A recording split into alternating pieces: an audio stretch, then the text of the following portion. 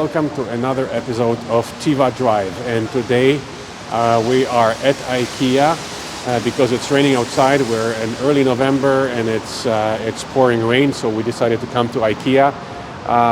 Those are their fast chargers, which unfortunately are only reserved for their electric truck fleet. They're not available to the public. They're 125 kilowatt machines from ChargePoint. Of course, IKEA still does offer level 2 charging. Today it's Sunday, so it's pretty full. Every single spot is taken. And we are here at IKEA with 2024 Honda Prologue. And this is, of course, the press car, which typically is always top of the line. So this is the touring top of the line model. Below that you have the basis EX, then you have EXL, and the top of the line is the touring. The prices vary between $59 for the EX and $69 for this touring. Of course, this is Honda's first electric car, and just like the Acura ZDX, it's based on the Chevrolet GM platform with Ultium batteries. So this is basically a Chevy Blazer EV, and Honda put its own distinct front face on it as well as the back. So you have these LEDs here. DRLs are at the top, which turn into the turning lamps. The high beam is in the middle, and the fog lamps are at the bottom.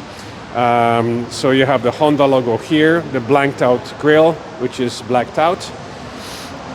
We'll walk around to show you the. There's nothing really to show you. There's no frunk. It's all just the front motor and electronics. By the way, the difference between Blazer EV and the Honda Prologue is that the Blazer EV is offered in the front-wheel drive version, where the Honda here in Canada, it's only sold as all-wheel drive. So 59 grand gets you all-wheel drive version. In the States, you can get a front-wheel drive version as well. Here in Canada, it's only sold as all-wheel drive. And for now, if you go to the Honda website, it says that this Prologue is only sold in Ontario, Quebec, and BC for now. Later on, probably they'll be sold in other provinces in Canada. For now, only these 3 provinces get access to Honda Prologue and Acura ZDX, which we tested recently. Okay, so let's walk around and let's show you this touring version gets beautiful 21-inch rims. On the standard base EX model, you get 19-inch rims. And here the charge port is the same as on the Chevy. Basically, you have your J1772 and your CCS port here. Of course, soon enough, next year, the GM and Honda cars will be built with NACS Tesla connector, but right now it's still J1772 and CCS port here. In terms of the interior, we're going to compare it with the Chevy Equinox. Even though this is based on a larger Blazer, it's price-wise it's closer to the Equinox. So we're going to do a side-by-side comparison with the Equinox. In terms of the interior space, it's very spacious. It's quite large. When we position it next to a Model Y or Ioniq 5, some of the other competitors, this is quite substantially, it's larger. It feels larger too. The interior is the same. Sorry about the beeping sound. I think it's because we have the lights on. And the light controls are a bit annoying, so we'll get to that in a moment. I'm in a very comfortable position right now in the front. And let's jump in the back to see how much space there is in the back. So here we are, ample room for my feet and for my legs. I'm 6'3" or 190 centimeters. The only room that's a little restricted for somebody of my stature is the headroom. I'm touching because there is a sunroof in this version. It's an opening panorama sunroof. The ceiling is a few inches lower, and I'm touching the headliner with my head here when I'm sitting. So my son, who is even taller, when later on when we're shooting the driving impressions, he will definitely be touching the ceiling with his head. You have the 2 cup holders here in the middle, very simple 2 cup holders, and you have your vents here for heating and air conditioning, bit of storage, 2 USB-C ports, and you have a 12 volt outlet Actually, no, it's just a regular 120 volt. It's not a 12 volt. It's a 120 volt outlet here for the back passengers in case they need to charge their laptops or something like that. Okay, so that's about it. The trunk size we already shot. I will be comparing it with the Equinox. So we'll show you the trunk size at that time when we do the side-by-side comparison. And right now, let's just jump inside the car, give you our driving impressions and results of our testing. Okay, so here is the 2024 Chevy Equinox RS EV all-wheel drive and the Honda Prologue all-wheel drive that we're reviewing this week. We're here at Tom Smith Chevrolet in Midland, Ontario. They have three actually Equinoxes all-wheel drives in stock. All of them are not equipped with the sunroof, so it's just a steel roof, priced around 57 grand. By the time you add the sunroof, which would be around 59, it would be exactly the price of this Honda Prologue, which does have a opening sunroof. And the Honda is actually based off the Blazer EV, which is slightly bigger, but it has the same specs, which means 85 kilowatt-hour battery, 288 horsepower, all-wheel drive. But because it's based on a larger Blazer, it's a little heavier, and the rated range would be less. 459 for the Chevy Equinox, and just around the same rated range, but the results would differ because of the weight and size of the vehicle. So let us jump into the interior of the Chevy, so that we have an idea. Same charge port is on the same spot as the Honda, and on the interior, it's the typical interior, almost identical to the Chevy Blazer. So again, this one here does not have an opening sunroof. The RS gets some of the red accents.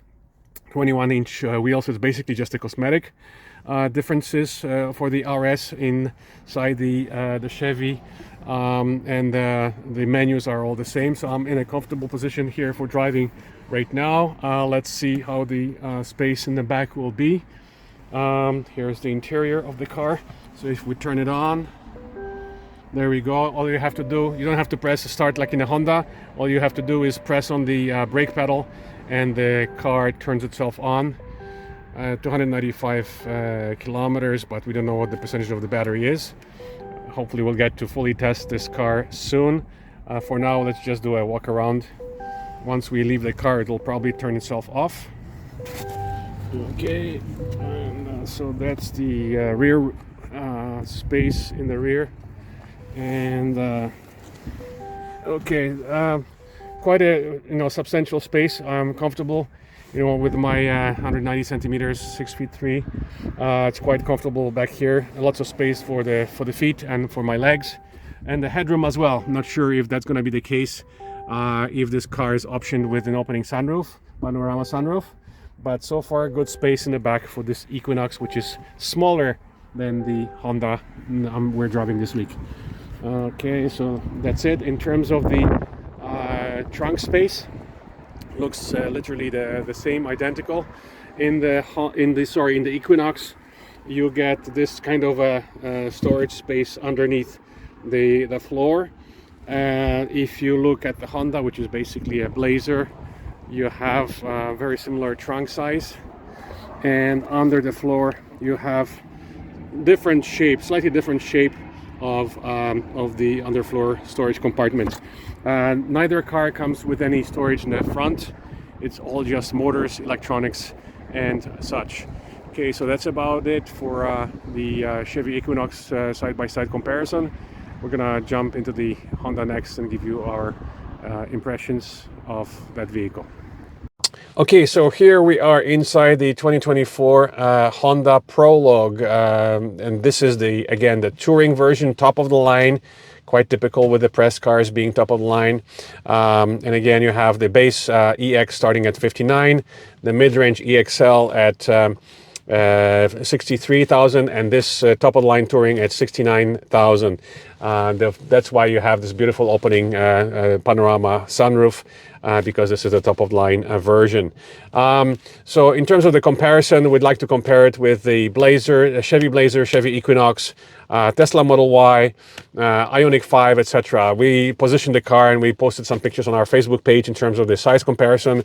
Next to a Tesla Model Y or Ioniq 5, it seems to be quite large. It's slightly bit longer. It's not as tall, but it's longer, and it appears to be wider as well. It just has a wider stance than those cars. So basically, in terms of the statistics and the specs of this car, you have all-wheel drive, which is the only version available in Canada. In the States, they have a single motor as well, but here it's all of them are the all-wheel drive is standard in Canada. It's 288 horsepower, good for about 6 seconds from 0 to 100. You have 85 kilowatt hours battery. The Blazer, you have option for the larger battery. Here it only comes in the smaller 85 kilowatt hour battery, which is still quite good. The rated range for this car is 450 kilometers. And so when you compare it with the pricing of the, for example, the Tesla Model Y, where for 59 grand you get a rear-wheel drive version, which is 7 seconds. So the base version, comparing base to base, you get all-wheel drive on the Honda, where you get rear-wheel drive on the Tesla Model Y. You get much better. The Honda all-wheel drive version is quicker by 1 second, so you get 6 seconds versus 7 seconds on the Tesla Model Y. So it seems to be a better deal in terms of the comparing base to base. Now, when you get to this touring version, you are 69 grand. You can get the all-wheel drive version of the Tesla Model Y for less, in which case the Model Y all-wheel drive long range is 5-second acceleration versus 6 seconds here. So the Tesla all-wheel drive version is actually quicker. Okay, so let's turn the car on and tell you about the results of our testing. Show you the startup sequence, which is kind of fancy, as you'll see. Let's turn it on. Oh, actually, no, it didn't pop up. You have like a little movie. I guess the car has to be locked and then unlocked to go through its startup sequence. So you have a little movie that plays with a Honda logo and a nice little mountain landscape in the background. So the car is on right now. It's different from the Chevy in that in the Chevy there is no start-stop button. You simply press the brake pedal and automatically the car comes on. So they made it different for the Honda version of this car. They're all made in Mexico, apparently, side by side with the Chevy, the two Chevy models. When you turn the car on, it automatically, when it's cold enough, I guess it has automatic seat heaters and automatic steering heat, even though the climate is off. When it's cold, I guess there's probably a way to turn it off, but since we've been driving in fairly cold weather, single-digit temperatures, every time we turn the car on, the seat heater comes on level 2. It's a 3-level, so you can see there's one. So 3, 2, 1. So it's a 3-level seat heaters. It comes on at level 2 automatically with the steering heat on as well. So we just turned off because we don't want to waste energy. We don't need the seat heater either. There's a seat cooling as well. There is no seat massage. So the nice thing about the Honda is that you have all these manual controls here. So basically you have your climate controls. Let's turn it on. There you go, it's on right now. You can adjust the temperature here. There's a little screen here showing you what temperature it's adjusted for. So there's on-off button and the direction of the air in which you want the air directed. So again, seat heating, seat cooling. You have the auto button here. It's on heat right now. The AC button on-off. The air recirculation, fan speed, the rear defrost, front defrost. So all these, you have these physical buttons for that. You have your gear shifter here, your indicator stock here that includes the front and rear wipers as well. On the steering wheel, you have the adaptive cruise. So this car is equipped with lane keep assist. It doesn't have the full GM Super Cruise, like it's more expensive and more powerful Acura ZDX cousin, which is based on the same platform. So Here you simply have adaptive cruise, which is automatically on, and all you have to do is to set it on. It's just turn on, set the speed, and it's automatically on. And it's an adaptive cruise, and you can adjust the distance from the car in front of you using the button here on the steering wheel. On the right-hand side of the steering wheel, here you have all the entertainment, verbal commands, steering heat, menus. Going through the menus, you can change the display of the main dashboard, and then some entertainment controls. There's also controls behind the steering wheel. There's a plus minus here shift paddle on the left side that adjusts the region. You can also adjust the region through the menus on the main screen. You have the one pedal driver symbol right here. You can turn it on or off, and also adjust the strength of the region through the on-screen menus. The only annoying thing for us, and we couldn't figure out, the light controls, unfortunately, with so many buttons here, and also there's another row of buttons here on the left.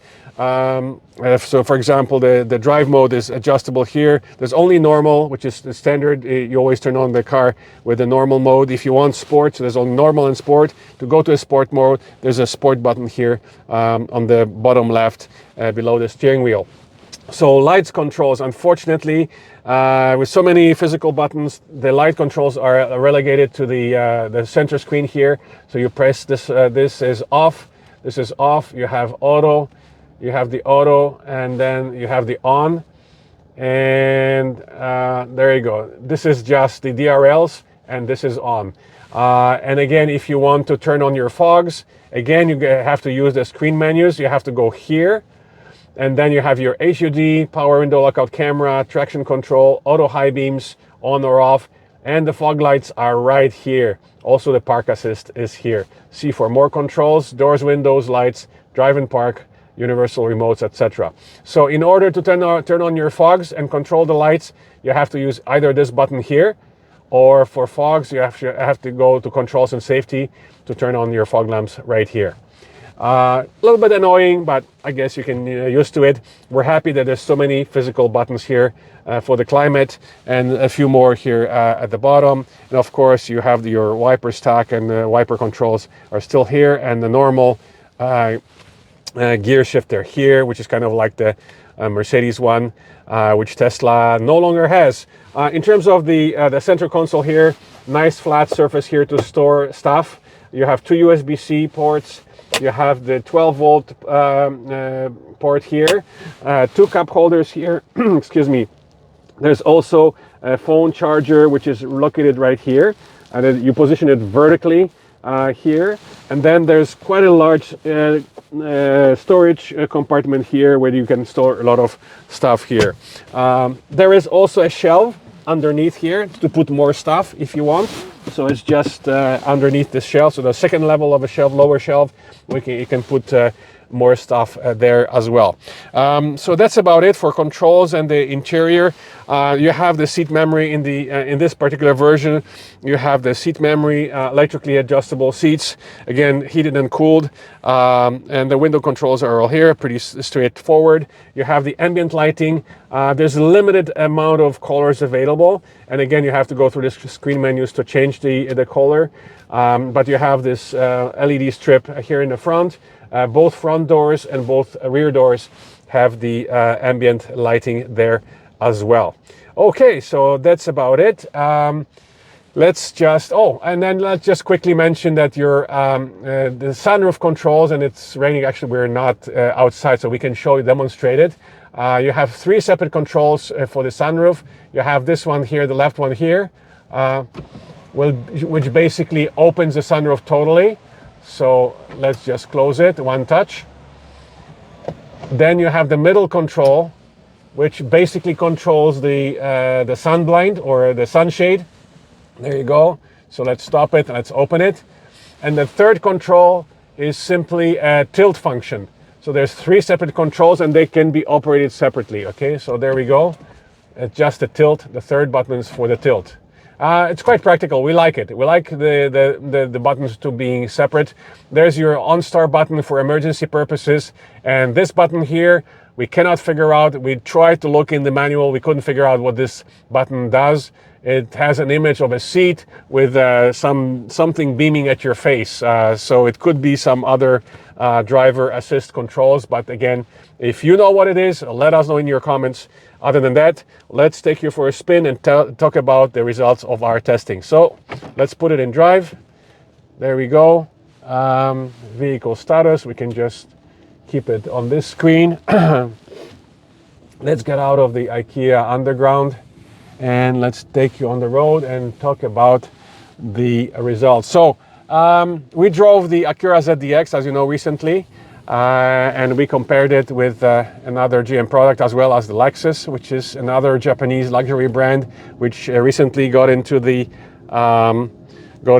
electric game as well, with a completely different approach. This one here is based off GM's platform, very close cousin, produced on the same floor as the Chevy Blazer. We kind of tried to compare it because we compared Blazer to another car before. We have a comparison video with the Ford Mustang Mach-E. Here's the IKEA Lion electric truck, which used their fast charging facility here at IKEA Etobicoke. I'm guessing that those fast chargers now at every single IKEA here in Ontario. Too bad that they eliminated their fast charger, which was paid for by the taxpayers of Ontario. Originally, this IKEA had a public fast charger. It was only 50 kilowatts, but it was still nice to have. Right now, they only have level 2 charge points, which are free of charge. Most of them are working, thankfully. There's only a couple of them that are broken. So there we are. We're gonna take it on the highway to turn on the cruise. We're near the Gardner Highway, so we'll try and take you there. And let's talk about the results of our testing. So the temperature this week, we're in November, was in the single digits throughout most of our testing. So that's going to affect the range and everything else and consumption. We did a highway test as well as the usual hypermile test. And surprisingly, whilst on the and it's more expensive and more powerful cousin Acura ZDX, which is equipped with a 100 kilowatt hour battery, so a bigger battery, and also 500 horsepower versus 288 on this car. On the Acura ZDX, there were very minimal differences between hypermile and highway results. The Acura ZDX was not very efficient on using the side roads. While this car here, there was a substantial difference between the hypermile and the the highway use. Now here, as you can see, trip information, it's expressed unfortunately in kilometers per kilowatt hour, not kilowatt hours per 100 kilometers. So every time we have to do the math in terms of because we're more used to kilowatt hours per 100 kilometers, just like liters per 100 kilometers, which is a standard measure of electrical consumption and standard measure of gas consumption. So here GM decided to express it in kilometers per kilowatt hour with no way to change it, which is unfortunate. I'm pretty sure GM is capable of, and Honda, of course, is capable of introducing the option to display it differently via software update, and hopefully it's going to happen down the road. Yes, coming back to the highway versus hypermile results. The highway result was about 4.5, which translates to just over 20. It was about 22 kilowatt hours per 100 kilometers, which is fairly decent for highway consumption. As you know, we're using the middle to left lane speed on the Highway 400 for testing purposes. And then coming back to Toronto, we used the Highway 27, the usual hypermile route going southbound.